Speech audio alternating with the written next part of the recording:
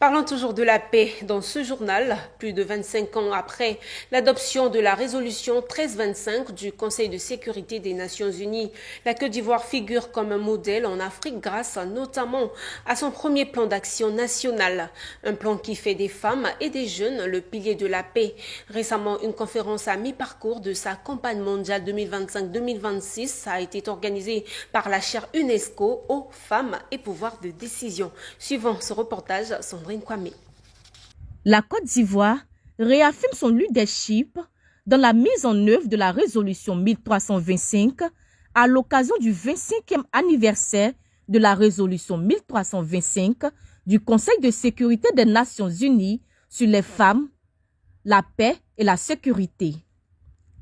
La chaire UNESCO aux femmes et pouvoir de décision est ce jeudi 13 novembre 2025 à sa conférence à mi-parcours de la campagne mondiale Créa Paix 2025-2026. Cette rencontre visait à dresser un bilan d'état des actions, à renforcer la mobilisation citoyenne autour de la paix et à valoriser les partenariats qui ont fait de la Côte d'Ivoire une référence africaine en matière de gouvernance inclusive et de prévention des conflits. Un bilan satisfaisant, selon Madame la ministre Euphrasie Kwasi Yao, titulaire de la chaire UNESCO aux femmes et pouvoir de décision.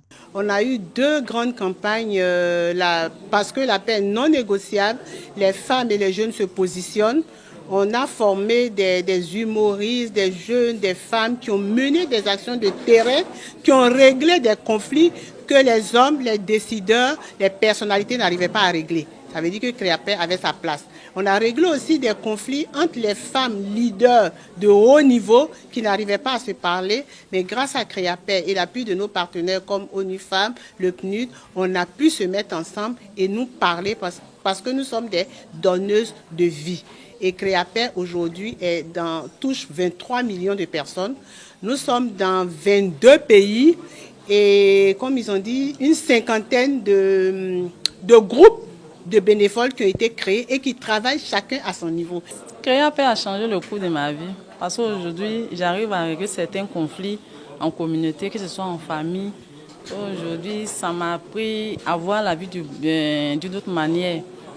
Il y a beaucoup de choses que j'ignorais pour pouvoir cultiver la paix. Parce que pour moi, la paix, souvent, c'était de rester en retrait, de ne rien dire et de rester dans son coin.